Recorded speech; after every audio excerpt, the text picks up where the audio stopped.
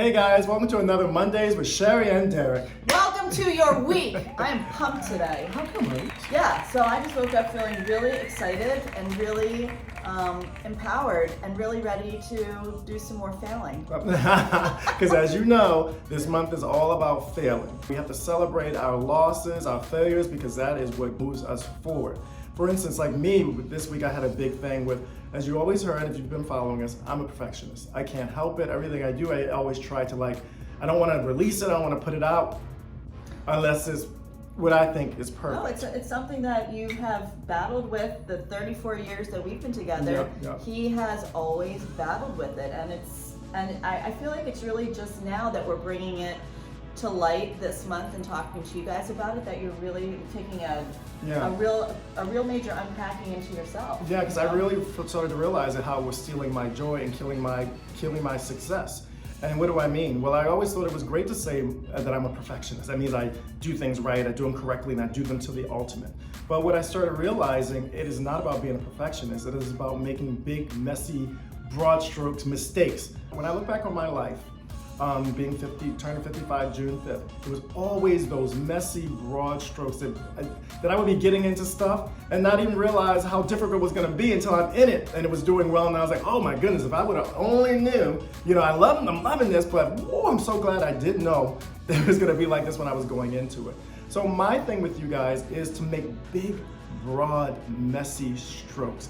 Fail often, because when you fail often, you always find something beautiful on the other side. So honey, can I ask you a quick question? Sure. Sorry to cut you off, but so this is a real thing for you that you struggle with and that you're tackling. Yeah.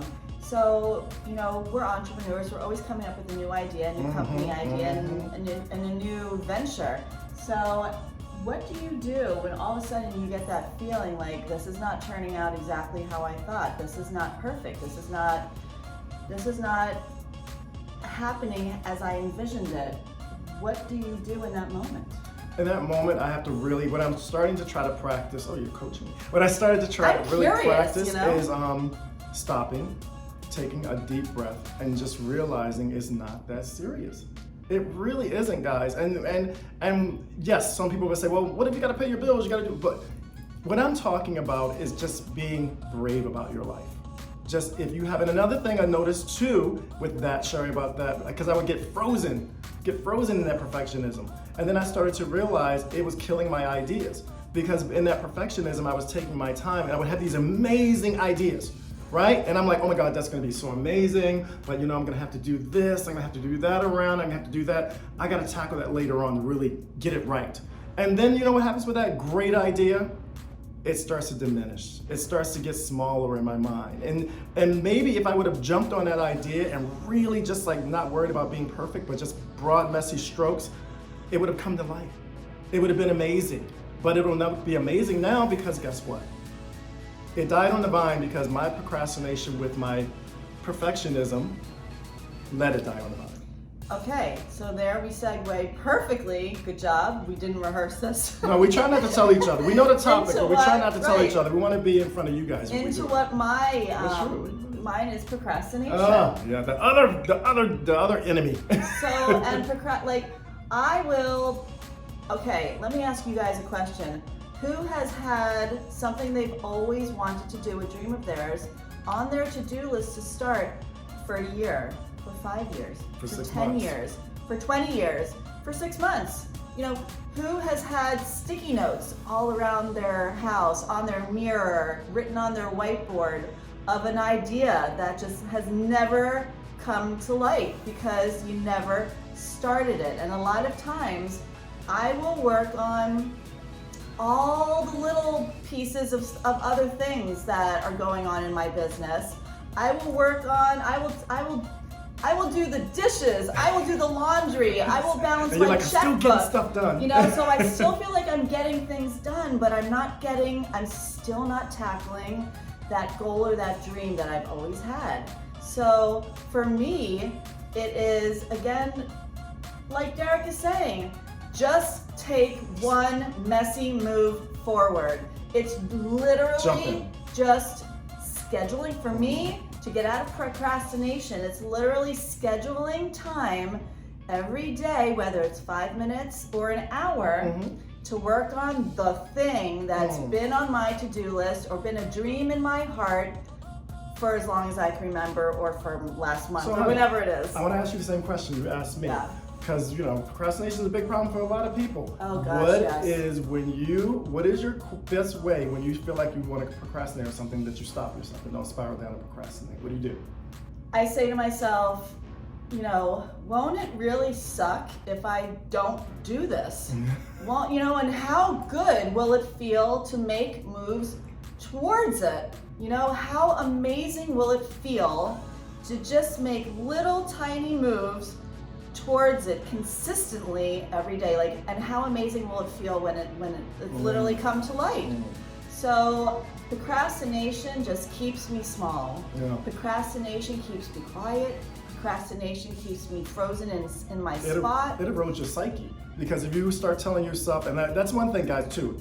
You're not a procrastinator. You have a habit. You have a procrastination habit. Right. You're not a procrastinator. Stop saying it about yourself. You just have a habit that needs to be broken. So true. Even if you've done it for 54 or 55 years, it's not who we are. It's just something that we're doing. It's a bad habit. And it can be changed. My thing, what I do when I want to procrastinate, what I always try to make myself do is sit down for a minute, 2 minutes, 3 minutes, whatever I can stomach, and just kind of start laying it out. I tell myself, I'm not going to work on it yet, but I'm going to just lay it out. So when I do, you know what usually happens? I start working on it and start getting into it and start realizing, it's not as bad as I thought it was going to be. So I'll tell you what's been on my to-do list since I was in my 20s. That's over 30 years. I've been with you all the time. What you do? I have wanted to write a book. Yes. My entire life. And that is something that I started and stopped, and procrastinated on and stopped, and started and stopped. And the procrastination also makes me feel like, God, if I would have just stuck with it, I would be there already. And so I feel defeated. But it's not. It's just an opportunity to revisit it and stop the procrastination and start doing it. I have yet to start doing it. Yeah, and that's another reason. Because and what does that make you? How does that make you feel that you've yet to start it? Frustrated and angry with myself. And how does it make you feel? It makes you feel like a failure. It makes you feel like less than. Right. Because you could find the time if you really. So that's another thing about procrastination, is it erodes your self-worth, because you feel like, well, I didn't get it done then, I'm not going to get it done. Well, maybe I won't get that thing done. And taking that temperature read about how you're feeling about what you're procrastinating about, what you're not moving forward because it's not perfect, that feeling that doesn't feel good, whether it's I'm not worth it, I'm not smart enough, I don't have all the pieces in line, that is just bull. Bleep. Yeah. And it is, and it's not who you are. It's not who I am. It's not who you are. You just have bad habits. It's just a bad habit, and that's it. That's it's really it feels like a failure, but Derek said it's not. It's not a failure. It's just changing a habit. So guys, go make big, broad, messy strokes. We love you. Fail often. Fail good. Fail every day, because it means you're trying and moving forward. So as always, we love you. Take care of yourselves and don't hide from yourselves. And we'll see you tomorrow for favorite things. Have a great day.